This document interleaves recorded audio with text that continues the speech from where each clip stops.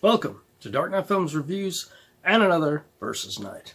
Tonight, I will be comparing I Was a Teenage Werewolf, released in 1957, versus How to Make a Monster, released in 1958. So, let's get started on this one with the leads. I Was a Teenage Werewolf stars Michael Landon and Yvonne Lime. How to Make a Monster stars Gary Conway and Gary Clark. Now, I Was a Teenage Werewolf was the motion picture debut of Michael Landon. And it wasn't until 2 years later, in 1959, that he debuted in the role that made him a true star, which was playing the role of Little Joe Cartwright in Bonanza. But you can see just from this debut motion picture role that he had the makings to be a star. He had the acting chops from that point, and he had been on television throughout the 1956 time period.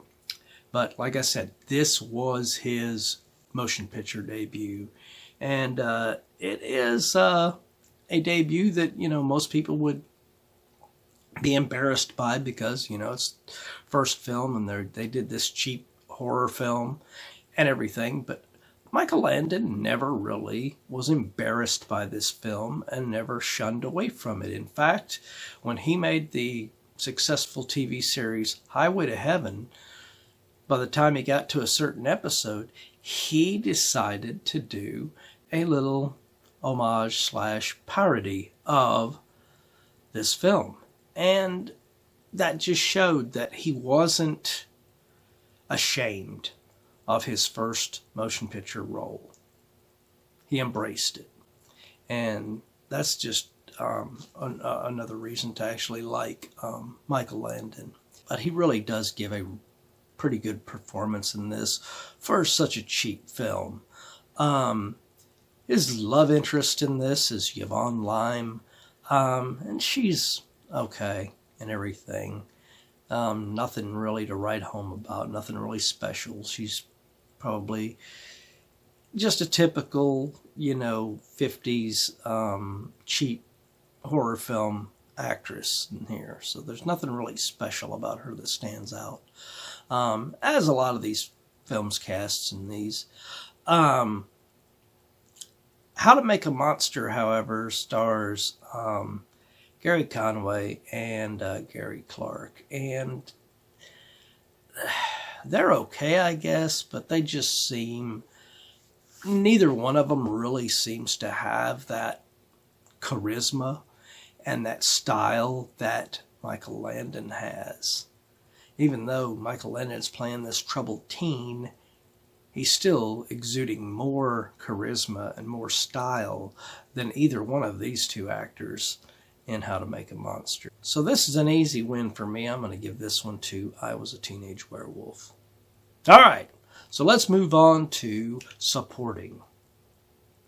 Supporting cast on I Was a Teenage Werewolf consists of Whit Bissell, Malcolm Atterbury, Barney Phillips, Robert Griffin, and Joseph Mell. The supporting cast on How to Make a Monster consists of Robert H. Harris, Paul Brinegar, Malcolm Atterbury, Dennis Cross, and Morris Ankrum. Now, the villains of both of these films I'm going to compare first, and that is the villain in I Was a Teenage Werewolf is kind of Whit Bissell. And I've always liked Whit Bissell as an actor. I liked him ever since I saw him in films like Creature from the Black Lagoon, and he played in a few others in these Universal kind of monsters films at the time period of the Creature from the Black Lagoon coming out and everything. And he was always a solid supporting actor. He was never a leading guy, but he was always solid and good in those kind of performances. On the other side of the spectrum, you have Robert H. Harris in How to Make a Monster. And he is a much more sinister character than what Whit Bissell's character is in How to Make a Monster. And he is more a traditional kind of a villain, as you would call a villain. And his performance is pretty damn good. I'm not sure if I fully buy Whit Bissell as this villain, because he's far too likable to be playing this this kind of a character. He was much better at playing roles like he played in Creature from the Black Lagoon. Now, both of these films feature an actor named Malcolm Atterbury. He played a role in I Was a Teenage Werewolf, and he played a role in How to Make a Monster, as you probably noted whenever I was naming off the supporting cast.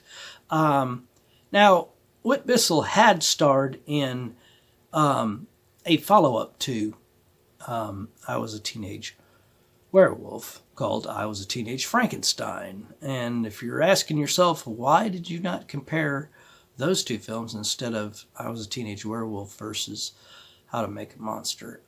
These are the two more famous of these cheap horror films that they made. In fact, I had completely forgotten about I Was a Teenage Frankenstein until I was doing my research for these two films to compare them.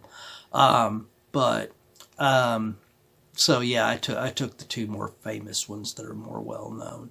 Hell, How to Make a Monster became so famous as a film, or infamous as such a cheap film, that Rob Zombie made a song named after it. So, but the rest of the cast on the supporting is your typical 50s cheap horror film cast. There's nobody on here that's really special.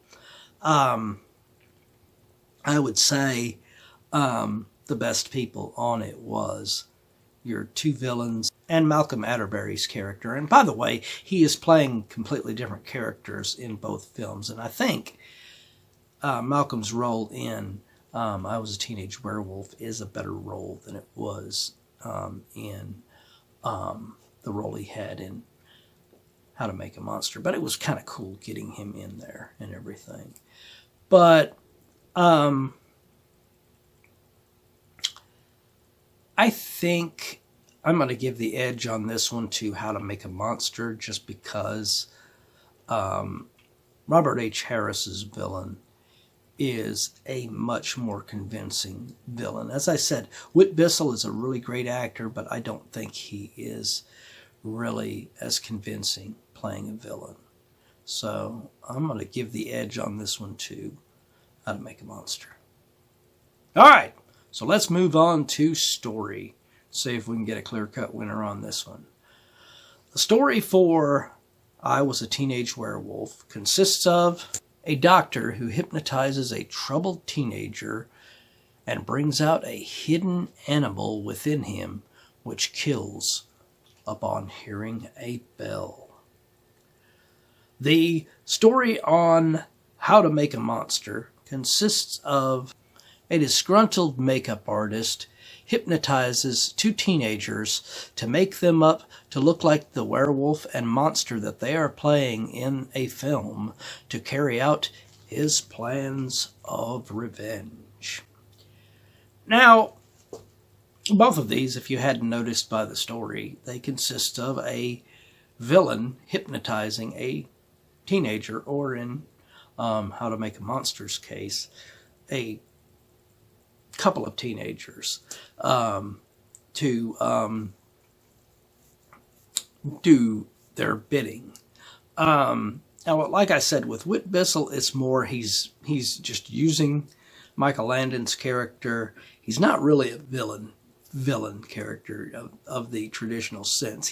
But he's unscrupulous, if you will. But there's no doubt about it that Robert H. Harris's character of this makeup artist is definitely a villain. I mean, he is basically hypnotizing these poor teenagers to make them up, look like their characters, and kill as those characters. People that crossed him and kicked him off the set of this movie. So, the plot on that one is very cool, but I really like the plot on I Was a Teenage Werewolf as well, just because of how, different it is. Both these films are quite different as far as, it's not, other than the hypnosis part. And me with the hypnosis thing, I'm partial to that kind of stuff. But, these two films, the guys are hypnotizing guys. I mean, come on. There was only one film in this kind of era of film that I believe, with Blood of Dracula, that was a take on this kind of a story where it was a female in there that's getting hypnotized. And, that's unfortunate with that. I mean, there should have been more with females in there. But what are you going to do? I guess you could count Creature of Destruction and stuff like that as similar to this kind of a plot, but I felt that film and its variations that came along, I thought that those films were in a league of their own. So different types of films, actually.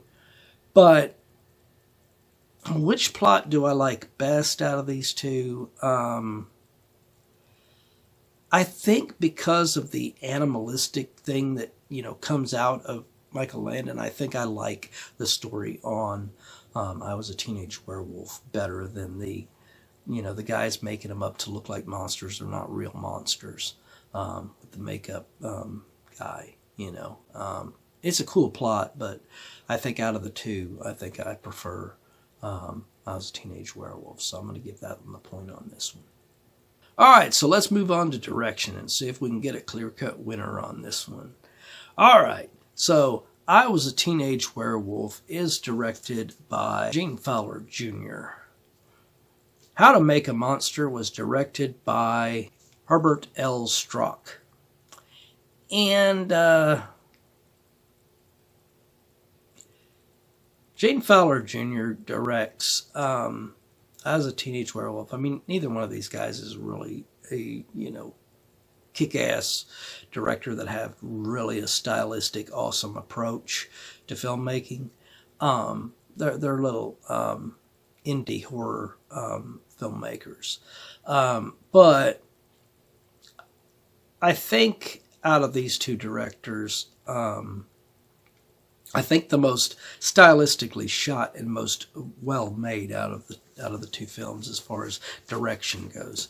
I'm probably going to give this one to Gene Fowler Jr. On I Was a Teenage Werewolf, because it's those moments with the transformation sequences with Michael Landon are very well done and well executed by him as a director. You don't really have a lot of that in How to Make a Monster, since it is a makeup, and that's not a fault of the director. It's just a fault of the way that they designed the story. But it does hamper it and makes his direction less interesting as opposed to Gene Fowler Jr. So I'm going to give this one to I Was a Teenage Werewolf. So there you have it. I Was a Teenage Werewolf wins this one 3-1 versus How to Make a Monster. But what do you guys think of these two films? Do you agree with my assessment on this one? Do you disagree? Let me know in the comments down below. And as usual, if you enjoyed this video, do not forget to like, share, and subscribe. And don't forget to click that bell icon so you can be notified about future videos just like this one. And while you're by the subscribe button, click that join button and become a Dark Knight fan. As a Dark Knight Fan Plus member, you have access to an area on the channel right now where you can request a film, TV series, or ranking video of your choosing. And when I do that video, it will go up for all Plus members to view prior to it going up on the channel officially. And I will put up another post after that. So this isn't a one-time thing. So if you want to get interactive, now's your chance. Well, that's the end of another Versus Night. If you missed last week's Versus Night, check out the link up in here. Or if you've missed any of the other Versus Nights, check out our playlist and see anything that you have missed.